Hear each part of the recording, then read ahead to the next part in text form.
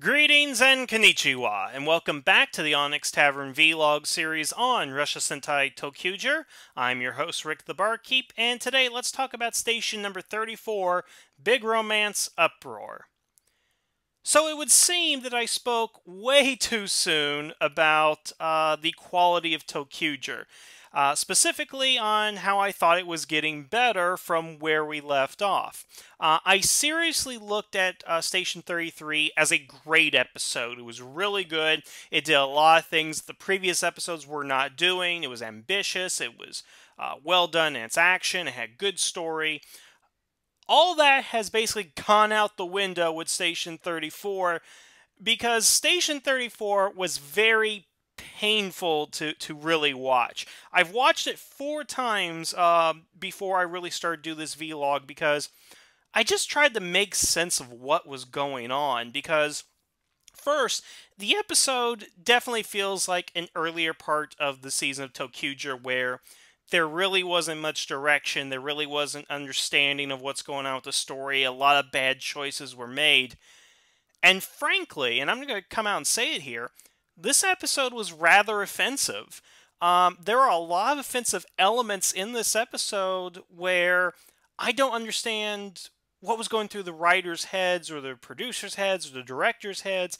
I don't know what they were trying to go ahead and say in this episode because it seems like they are delivering some message in there, but I don't know what that message is. But again, just from watching it, it was very offensive, very painful, and I'm going to share my thoughts with you guys on this because I think this is an episode that needs to be talked about on multiple levels. Not, again, only for how bad it is, but what I believe it's trying to say.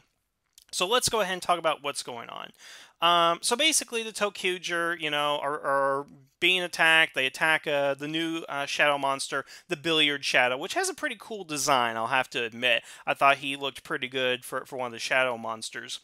And in the course of the battle, Mio, she ends up saving a guy from being attacked by the Billiard Shadow, Yoshio.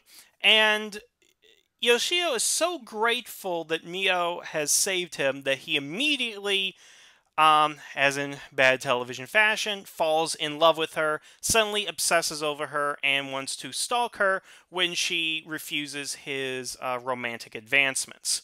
So, how do we get out of this situation?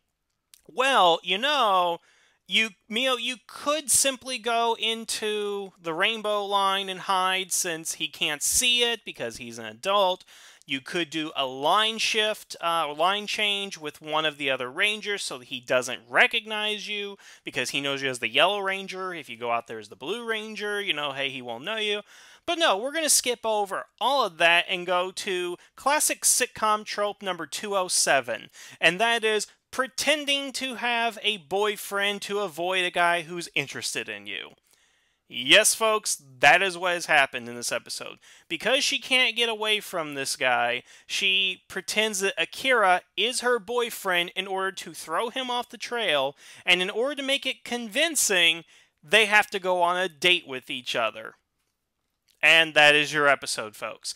Yes, no interesting drama with the villains, no real interesting interpersonal dynamics between the Rangers, and worst of all, no advancement towards their plot. Because need I remind you, in the last episode they had their 3 goals: liberate Shadow Towns, prevent Shadow Towns from being taken over, and getting the drill Resha back from Schwartz.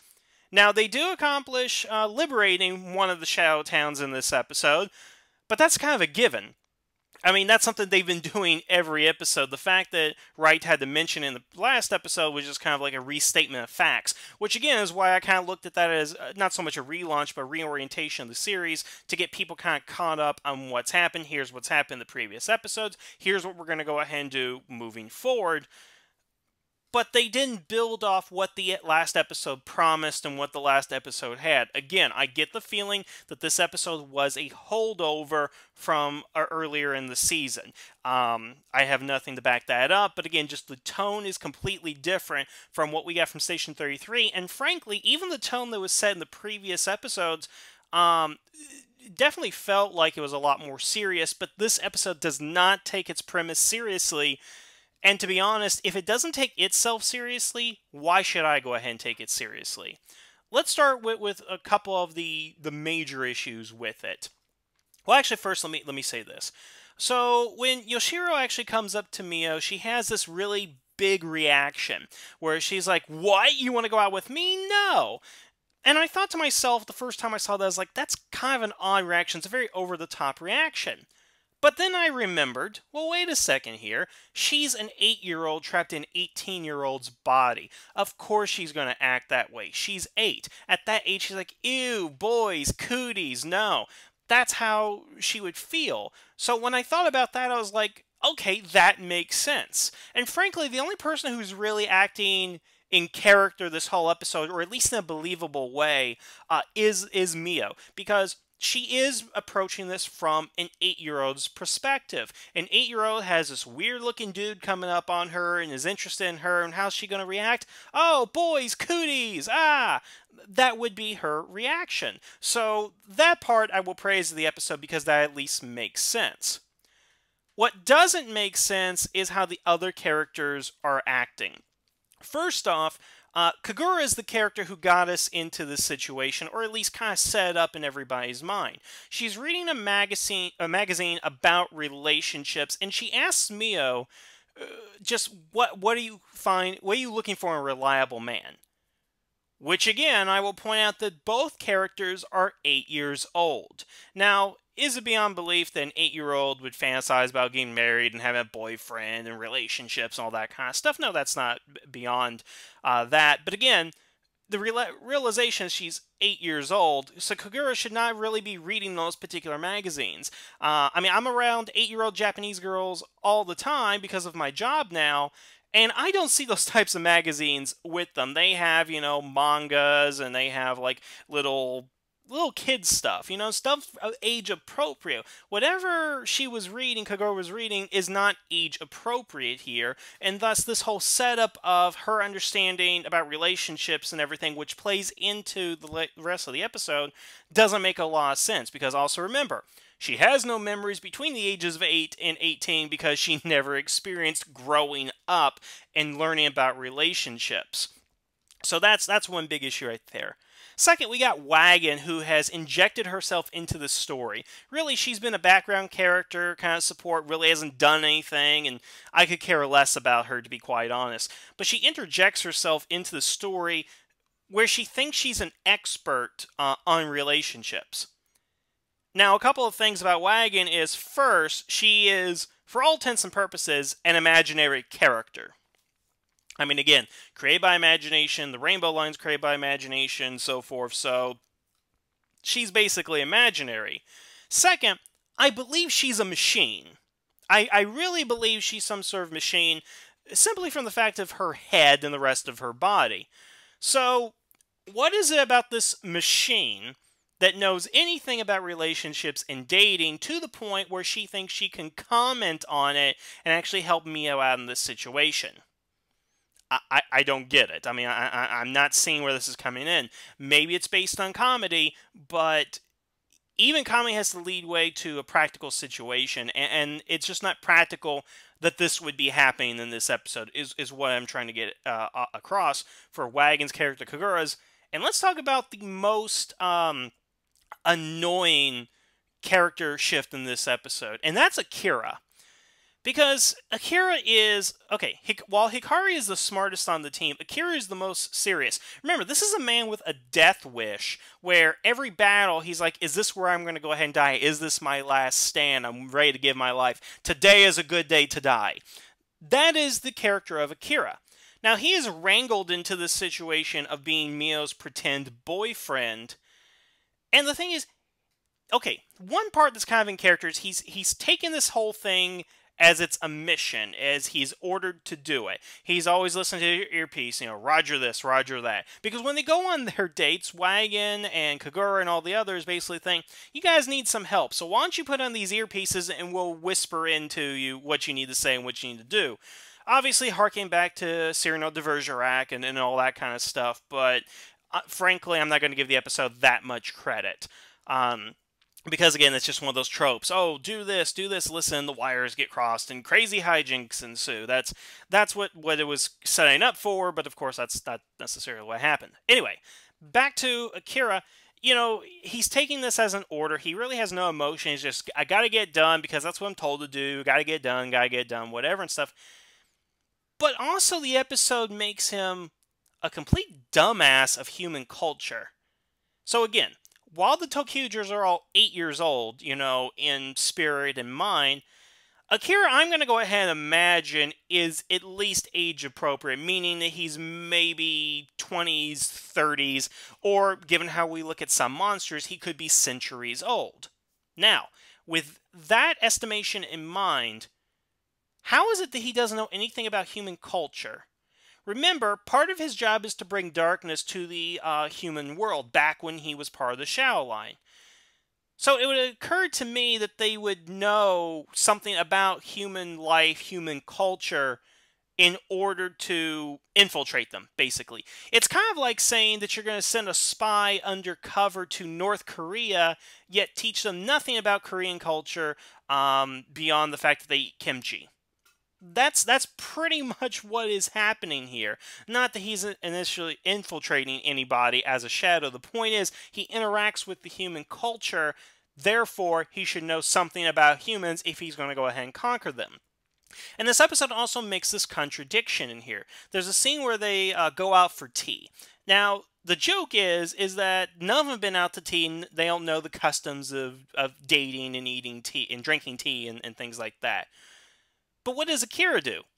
Akira actually does the whole damn tea ceremony with the chado and the stirring that takes 30 minutes to take 4 sips of a drink. I kid you not. The actual tea ceremony they have here in Japan takes like 20-30 minutes to actually do. And it's not even to enjoy the tea. It's more of a physical exercise, mental, spiritual exercise, or whatever and stuff. So he does that thinking that that's what the tea thing is. Like, oh, we're going for tea. We're going to spend 20 minutes stirring this damn thing. And then no. But then he has to be told that, oh, you're supposed to drink the tea, and takes a big gulp of hot boiling tea and freaks out over it. Do you see the problem with this, or do I need to spell it out? Okay, I'm going to spell it out anyway.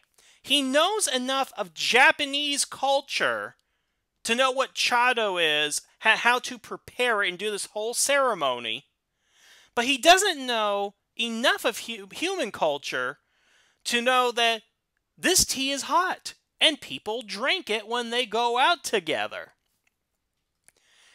I mean, you see the problem here. They really make him a dumbass in this episode just to get the joke across. Because he's the straight man, and he's being put in this hilarious situation where he does things he wouldn't normally do, and it's for comic effect, and yeah. I mean, that's... And again, the way he does it, like, hold her hand or embrace her, and he, like, squeezes the life out of her and stuff. It's just so crazy. It's just so out there that... What I question this episode, again, before we get to the really offensive stuff, but what I question is, why was Akira put in this position? As I said, he is the straight man. You put it into a comedy episode, that's probably what they thought of. But in the episode, throughout the background, what we see is Takachi is watching everything, and as you will recall, Takachi has a crush on Mio, despite not having significant screen time up to this point. So he's watching from afar as Akira's basically living his dream, going on a date with Mio. And he's upset the whole time. Basically, by the end of the episode, he's so frustrated because of the situation that he runs in the bow. He steals the Hyper Rush from Right and charges in the monster, just pummeling the snot out of the monster. I mean, if he was a human, he'd be beaten to a bloody pulp at this point. And Takashi's just like lashing out here. Now, that's at least consistent with what we've seen with him, that he does seem to get a little over emotional in these situations. And again, he is an 8-year-old, and he's trying to deal with the idea that a girl he likes is out with somebody else, and he can't process that appropriately. So again, his character is at least acting a little bit appropriate. But I wonder why this episode didn't have Mio and Takachi on the fake date. Now, I'm not talking about rewriting the episode here because that's something you don't really want to go ahead and do in these reviews, but I have been guilty of a number of times. But consider this. You have Mio, 8-year-old girl who doesn't understand dating, doesn't really want to be a part of it, is not interested in boys and all that, and is just going on this date to keep up appearances for this guy that really likes her. But then you have Takachi, who really, really likes Mio. I dare say he actually may be in love with her, and they go on this date together. She's looking all embarrassed and all upset. She's like, I have to do this, I have to chug through it, just so I can get this guy off of me. But then Takachi does, he's like, you know what? I'm going to show her what it's like to be with me. He takes her to the tea house. He does all the right things. Or maybe he makes a mistake and all that. And he tries to hold her hand. And he's loving it. And it's just like he's so happy inside. But, you know, she's still so scared and all that. You have this story where you have the two characters who have not spent any screen time together, forced to spend screen time together. One is absolutely loving it. And one is absolutely hating it because she has to go ahead and do it. And where the drama comes in is at the end, where Mio says, well, I'm glad that's over. Don't worry, Takachi, you don't have to do this stuff anymore or whatever. And Takachi's like, well, I actually enjoyed it, you know? And maybe this is the episode where he confesses his love for Mio and stuff. Or maybe he's still holding back or something. But the end of the episode, his heart is broken, because Mio looked at it as something she had to do, whereas he looked at it as something he loved to go ahead and do. I mean, we've all been on those dates where the girl's like, our friend set us up, I don't want to be here and stuff, but the guy's like, oh, she's so beautiful, I love her so much, I gotta do everything right. I mean, we've all been on dates like that, right?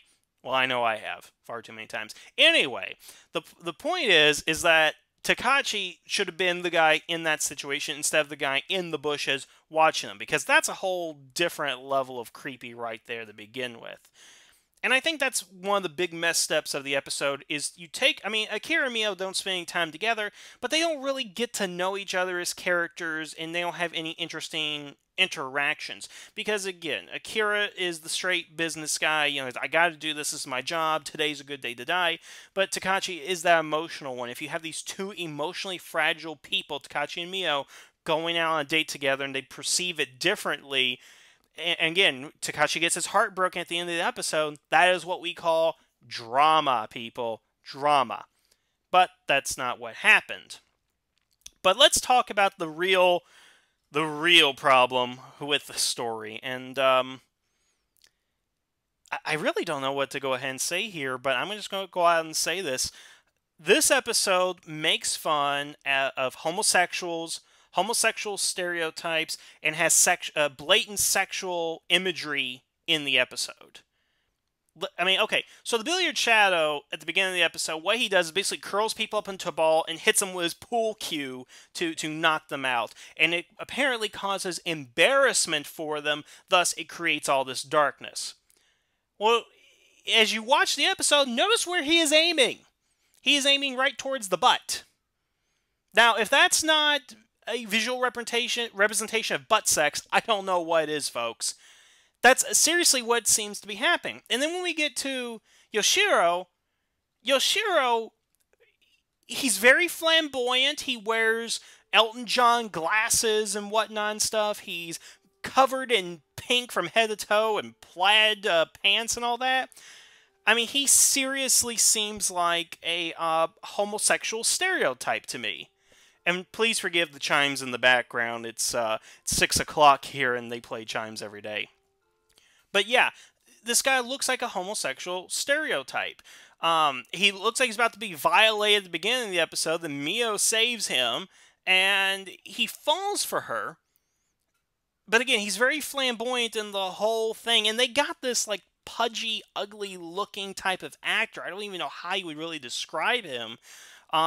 But he's just really offensive to look at. Not because he looks like he's a homosexual stereotype, but because just the way he's so off-putting, basically. How forceful he is in the things that he wants. And it's not in like a charming Steve Urkel kind of way.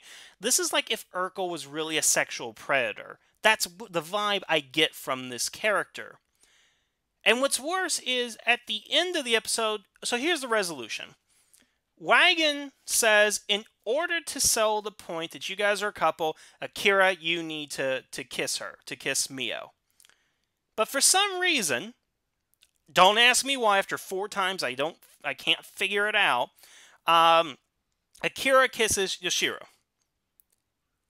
Now, the kiss is done in such a way that when he kisses Yoshiro, there is beautiful music playing. There's this pink border on there. There's like floating feathers in the wind and stuff. And it's supposed to be a very tender, very sweet moment, apparently. And Yoshiro is just like, he drops his arms. He's just so taken back by this whole thing. And first, I think it's the first homosexual kiss we've had in Super Sentai ever. But it's played for laughs, because what happens is that after Yoshiro gets kissed, he falls in love with Akira. Because Akira says, go away, and then we got this filter, it's all fuzzy, and it's like, go away. You know, like he's like this, like Fabio or something like that. And even at the end of the episode, Yoshiro is chasing after Akira now, and yells out, in English, come back, my darling. So what is this supposed to go ahead and imply? Because I see one of 2 possibilities here. Either A, Yoshiro was completely heterosexual, and because Akira kissed him, he turned gay, which is completely wrong. I mean, again, it's not a choice, whatever. I believe what people tell me. You are born that way, that's how you are and stuff. And I have homosexual friends that will go ahead and agree to that. That's just how we are and stuff. So if this episode is implying that he is turned gay by being kissed by Akira, that's just wrong. That is downright wrong. I don't know how else to say it. Or 2, here's the other option, is that he was gay, but then falls in love with Mio, and then Akira confirms that he's gay. Because, okay, I'm sure there are heterosexual people out there that dress like Yoshiro. Pink jacket, plaid pants, and Elton John glasses. I'm sure that there are people that are like that. But if you had to bet money on it and you saw this guy, I think 9 out of 10 people would probably say that he looks gay. That's just what I think people will go ahead and say. So, is it possible that he was gay and then thinks he is interested in Mio? Maybe that'll turn him straight or something, and then Akira confirms the fact that he's gay and he finally accepts who he is? Because even if that is the story that you're trying to go ahead and tell, that's still wrong. I mean, I honestly don't really know how Japan treats its homosexuals. I do know there was a story about, I think it was earlier this year or late last year, that the first lesbian wedding was conducted in one of the oldest Shinto shrines in all of Japan. So obviously there is some sort of progression that's going on. I don't know what their laws are about and stuff. I mean, heck, we're still trying to fight the damn law in Kentucky. Oh my god, that woman makes my head hurt. Anyway, the fact is that I don't know what Japan is trying to say about homosexuality. And the thing is, if you present this to its target demographic, which is children, what are they supposed to take away from this exactly? That you can be turned gay, or that wearing pink makes you gay and stuff like that. I don't know what they're trying to go ahead and say, because I honestly feel that when I watch this episode, that the writers, the producers, everybody's in some way is being extremely offensive to homosexuals, and I don't know what they're trying to say about homosexuals. Are they trying to say that they are these kooky, weird people and stuff like that? Or are they trying to say that, well, again, I don't know what they're trying to go ahead and say. It's just confusing, offensive, weird. I don't know. It's just, okay, let me put it to you guys this way. I think this episode and its homosexual content alludes to homosexuality, it's sexually suggestive, visuals, whatever and stuff. I firmly believe that for that alone, probably makes it the worst episode of Super Sentai. I mean, yeah, they're boring episodes, they're clip shows, they're episodes that don't make any sense and all that, but it just seems that they really went out of their way to be offensive in this episode. I'm really sure if you showed this to a Western audience, they would be offended. I really don't know what the Japanese audience here thinks of it, if the little kids are offended, if the adults are offended, and really what the kids are supposed to go ahead and think, especially if they are in a situation where they are homosexual or transsexual or whatever the situation may be. I don't know what we're supposed to learn from this episode. And if it is supposed to be straight comedy, I really think that the whole homosexual thing died like 10 years ago or more, to where you really can't make fun of them in this particular light. I mean, I can see this being like a 90s episode of an American sitcom, but I don't see this being like a sitcom made today in America, if you get what I'm trying to go ahead and say. Then again, I am not really the most well-informed on homosexual matters. There are people who are far better at understanding it. But again, as somebody who's heterosexual and I watched this episode, it offended me, is basically what I'm saying. I got offended by it. And if I got offended by it, I couldn't imagine how homosexuals felt after watching this episode. So I think that's pretty much my whole thought on this episode. Just looking over my notes right here, I really don't have anything else to go ahead and say about this. Oh yeah, one more thing. Just let me hammer this in real quick, because again, we established in the previous episode that Akira made the point he was going to look for Schwartz to get the drill Russia. What does he do in this episode? Not look for Schwartz. That really should have been what he was doing in this episode, was looking for Schwartz. That should have been our B plot, was him trying to track down Schwartz while Takashi and Mio go on their date. If that's the story you wanted, was you wanted a date with two characters, you should have done that, and Akira should have been doing what he's supposed to be doing instead of playing Barbie and Ken or whatever and stuff. So this is the low point of the series. I can only imagine it's going to get better from here. I'm not filled with as much enthusiasm as I did after my last episode review, because this episode just it hurt. It really hurt. So let's see what happens next time. So next time we will come back with Station 35, and let's hope it's better. Okay. Well, thank you guys for listening. Everyone have a good evening, and the tavern is now closed.